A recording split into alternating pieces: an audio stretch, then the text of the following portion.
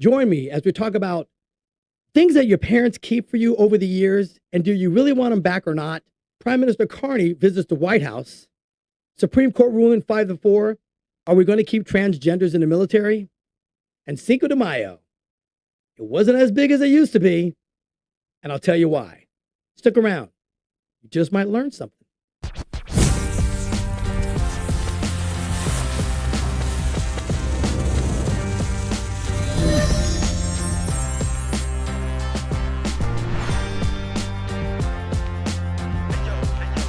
Welcome to the Eric T Conversation. I'm Eric T. Well, today I went to my mom's house. She needed help with her water heater. So she called me, the non-plumber water heater guy. I can work on cars. I can do all that kind of stuff, but certain things that just aren't in my wheelhouse. But I went over to my mom's house to see what was going on because she said her pilot light or something was out because she has no hot water.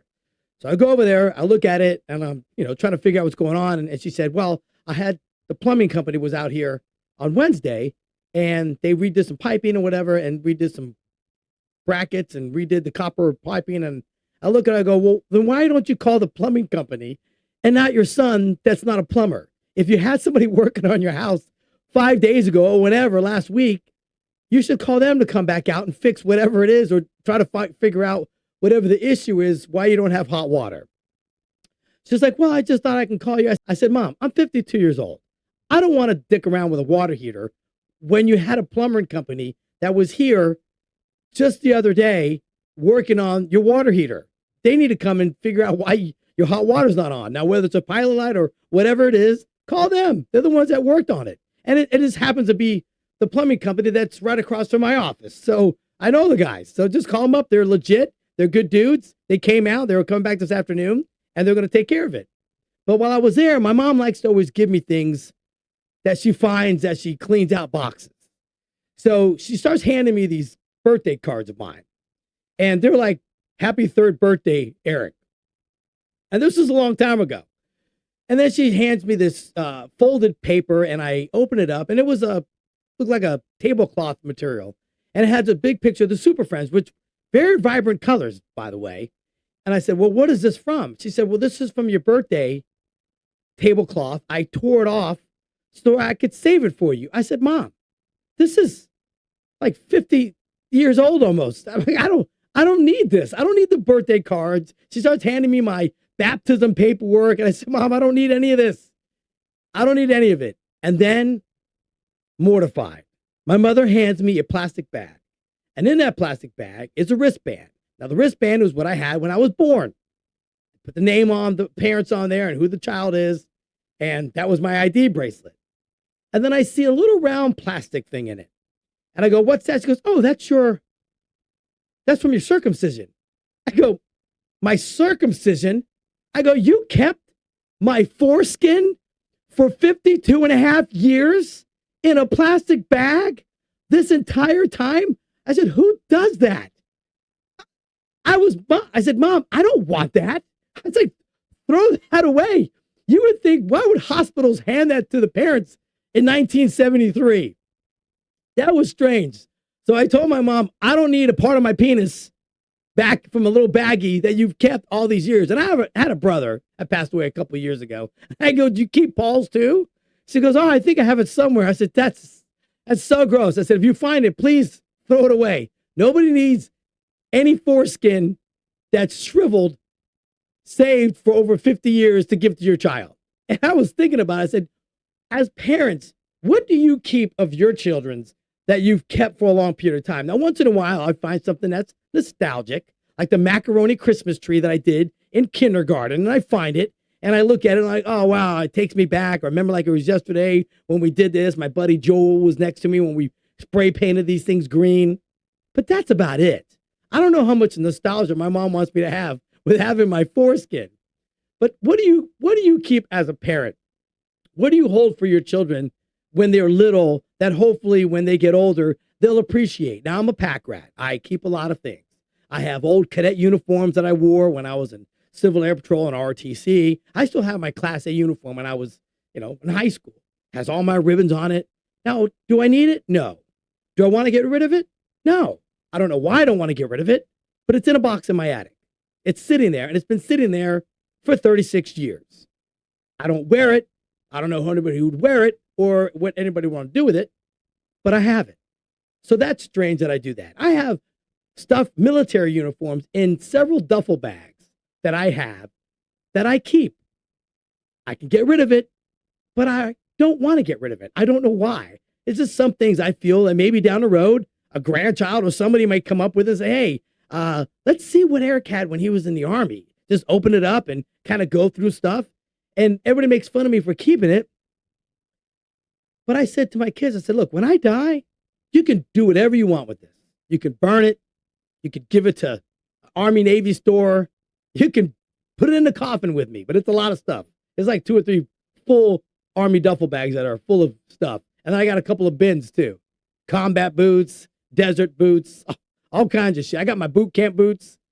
And I tell my kids, look, you can get rid of this all you want. I just keep it for myself because once in a while, I'm in the attic and I have some time to kill when I'm pulling out maybe some Christmas stuff and I open it up and I just get sucked in old memory lane. And it's nostalgic for me once in a while. So make a comment. Do you have any nostalgic things that you've kept over the years, whether it was military, whether it was school clothing that you had, something that you drew as a little kid that you've kept all these years that your mother and father might have held for you and gave it to you? Do your parents keep things for you and pass it to you? And then you got to figure out what you want to do with it. And I think that's what my mom does. My mom just gives me stuff because she's trying to get rid of clutter. And I'm like, what am I supposed to do with birthday cards from 1976? That means nothing to me. People that sign the cards, I have no idea who they are. But I thought it was interesting and that was funny. But I wasn't prepared for the foreskin. Anyway, that's my observation of the day. Now for the conversation. Looks like Trump is going to stop the bombing of the Houthis today. He said the Houthis are like, no mas. We're done. We're done messing with your boats. We call uncle and we don't want to get bombed anymore. So Trump said, as long as they hold up to their bargain, we're not going to bomb them anymore and destroy the living shit out of them. So that was a good positive thing today. And that's what happens. You F around and find out, right? And that's what the Houthis found out is you're going to mess with our ships and things like that. You're going to get blown sky high. And it didn't take very long for that to finally stop. You know, I guess those guys, they're not used to getting shell shocked. You're getting bombarded all the time with shells and bombs. You're going to eventually be like, okay, we're cool. We'll stop messing with your ships. And the newly elected Prime Minister of Canada, Mark Carney, was at the White House in the Oval Office. They're answering questions. And he said, you know, under no circumstances is Canada going to be the 51st state. And we know that. Everybody knows that. Even Trump knows that. He was just trolling Justin Trudeau, calling him the Governor Trudeau, calling it the 51st state. Majority of Americans don't want Canada as our 51st state. It's not going to happen. It was a simple troll, and it was funny, and it got a lot of media press, and it was great. But he was talking about that. And then Trump starts telling, like, listen, we don't want our cars made in Canada. We don't want our steel made in Canada. I mean, the guy's sitting right next to him, and Trump's just going, we don't want any of your stuff, any of our stuff made in Canada. That's why we're going to have tariffs on you. Because if we're going to have products brought in from Canada, we're going to tariff the hell out of you. So eventually, manufacturing begins in the U.S. We already have several steel plants that have been already getting started and getting built right now in the U.S. so we can have our steel plants again. Because people forget. In the early 1900s, there were Carnegie Steel, right? The men that built America. We were a huge steel manufacturing place in the United States. You know, the Pittsburgh Steelers, there's a reason why. Because Pittsburgh was a huge steel place. So we're bringing these things back, and that's what the terrorists are doing. So he was basically calling them out and saying, listen, we don't want any of this stuff made in Canada. We want it made right here in the United States. And that's what the terrorists are doing. So that was kind of funny to see that. He was just kind of sitting there. And Trump just says it. He doesn't care. He's got nothing to lose, man. Nothing to lose. He's got 4 years, and he's out. So he's going to do whatever he has to do to make America the priority in manufacturing. And yesterday was Cinco de Mayo. And apparently CNN was reporting that a lot of Mexicans aren't celebrating Cinco de Mayo because they're afraid of getting deported.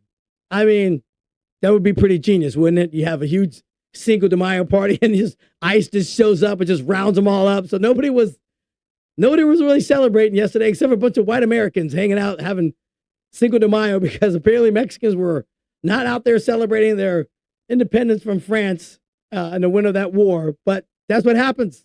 I have a house that's being built right down the street from me, and it got the walls up, the framing up really quickly. About 3 weeks now, there hasn't been any progress on that house.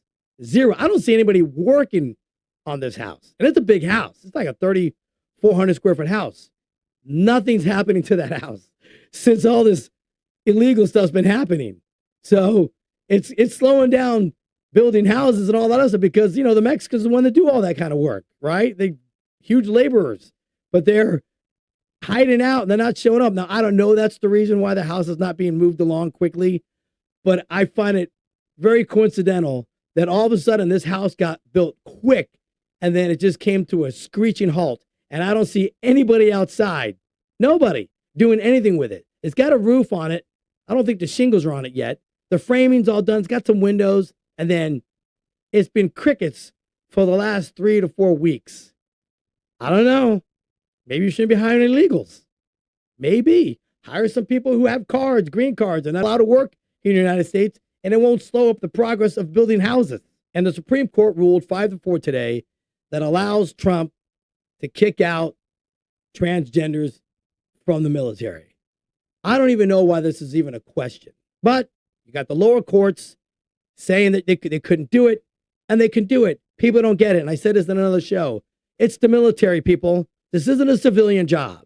And if they don't want transgenders in the military, you're out. You're gone. That's just the way it's going to be.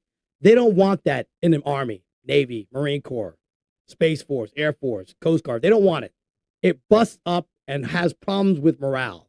If you got low morale in the military, you don't have a very effective fighting force.